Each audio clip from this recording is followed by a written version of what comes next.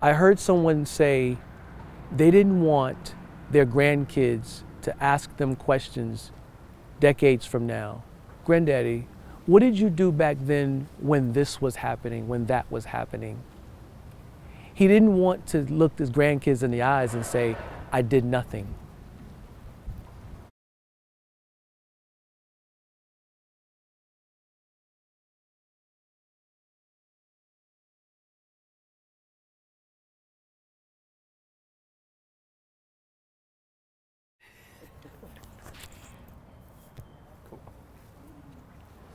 Cool. All right, let's do this, man. So, Phil, tell me about a picture on your phone with the best story behind it. Let's see. This might be the most important picture, at least in this season of my life. This is probably the most important person in my life. His absence. This picture represents a resurrection for me, for my family. There's healing that's happening in my family that was kind of inspired by this picture. This is my grandfather, Nate Allen. Good looking brother. First time I saw this picture was 5 years ago. My grandfather was a ghost to me, like this mythic figure. I just knew he was killed. That's all I knew. I didn't know how, I didn't know why. I even questioned whether he was killed or not. The first time I asked my grandmother about my grandfather, she couldn't talk about it.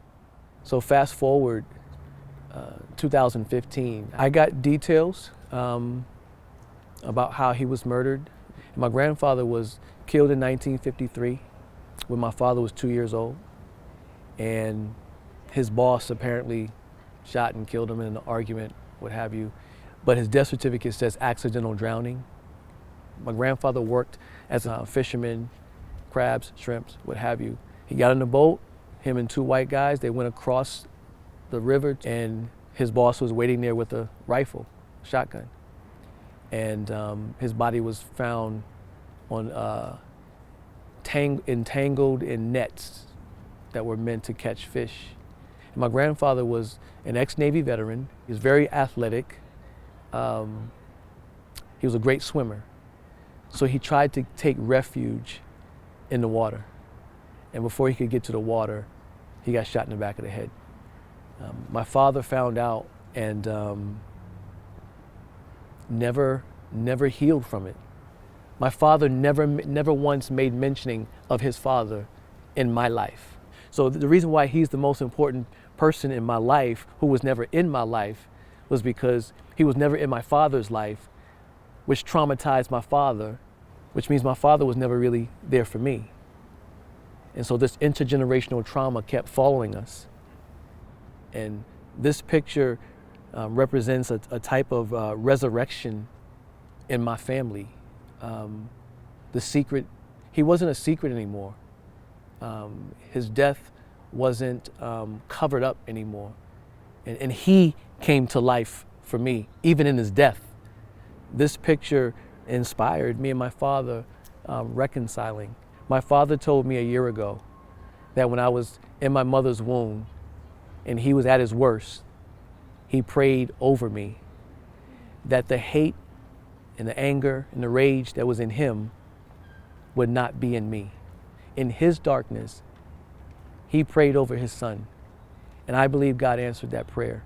I believe I am the embodiment of redemptive prayer, because that's what fuels me to continue to do the work, to have love and compassion, to be able to pastor in a multi-ethnic context and love people outside of my race like they're brothers and sisters of mine, and be protective of them as well.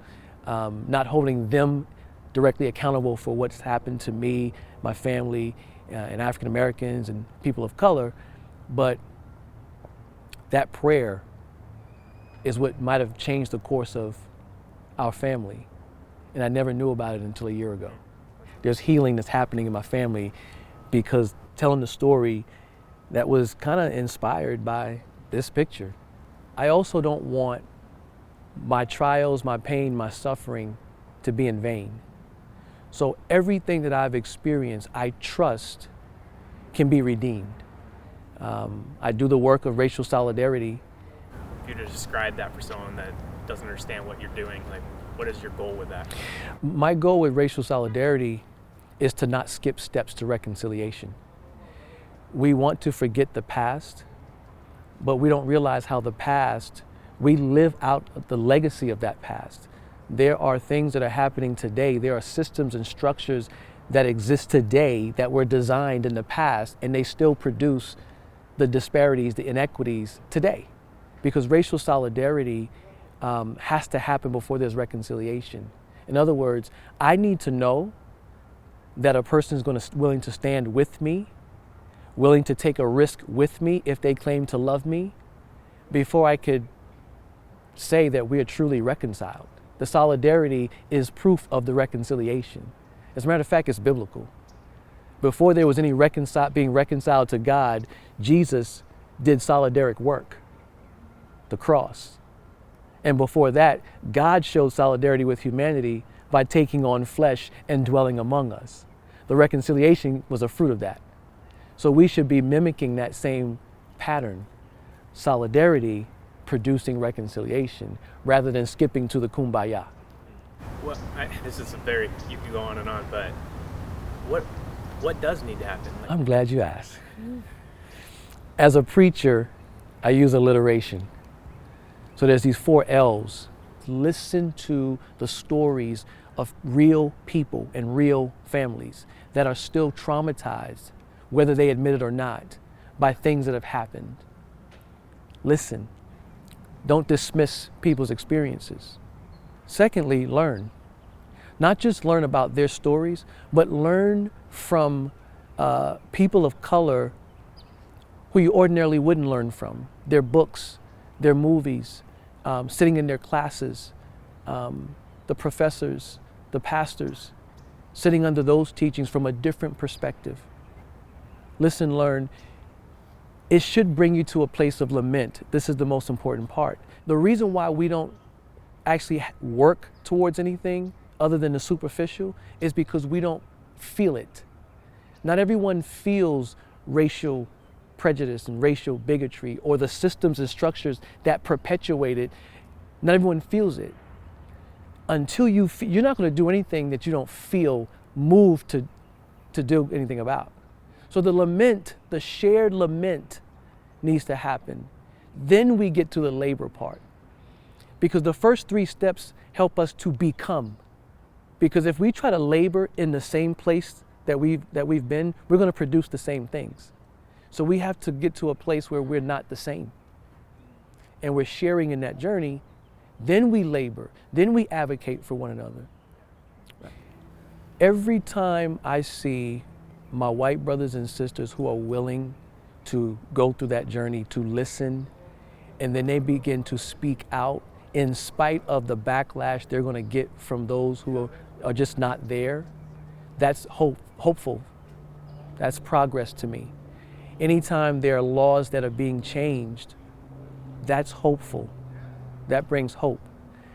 There's not just one thing that needs to happen or one thing that has happened that gives me hope. It's the collection of all of it. So there's when laws are being changed, when someone says, you know what, this has been on the books for decades, this is wrong. And people change the laws and the policies. It's when I have friends, they just don't get it and don't want to get it. And then all of a sudden they do.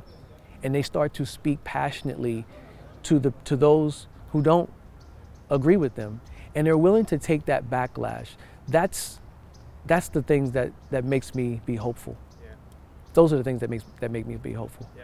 So I'll say this: I've had many interactions with my white brothers and sisters, mainly men, who come from and will say this to me: my parents were racist, my grandparents were racist.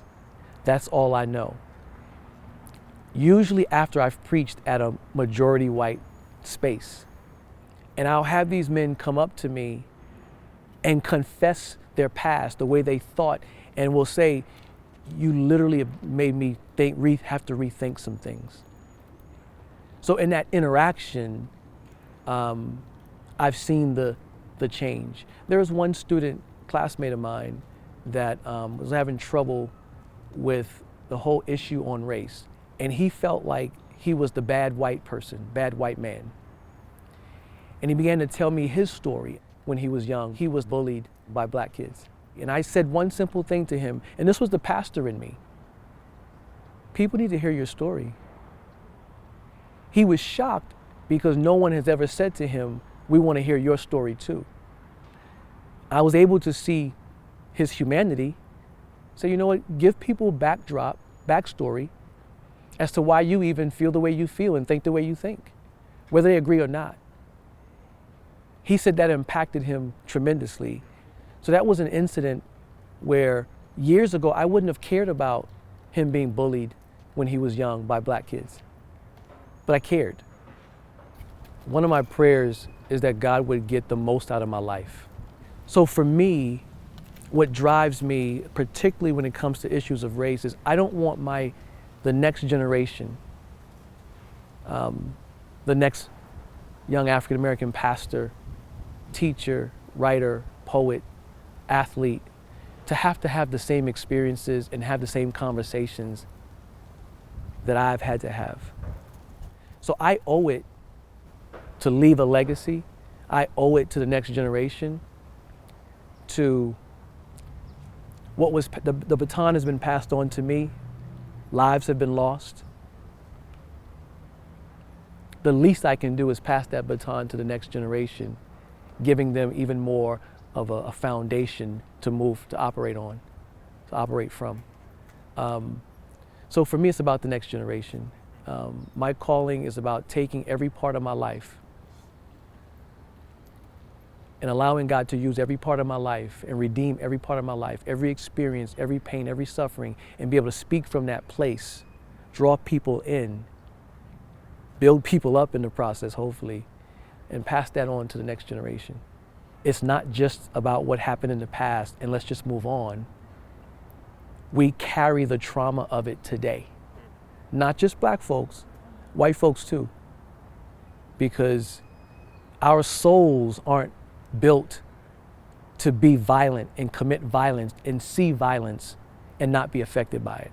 Because there are thousands of these stories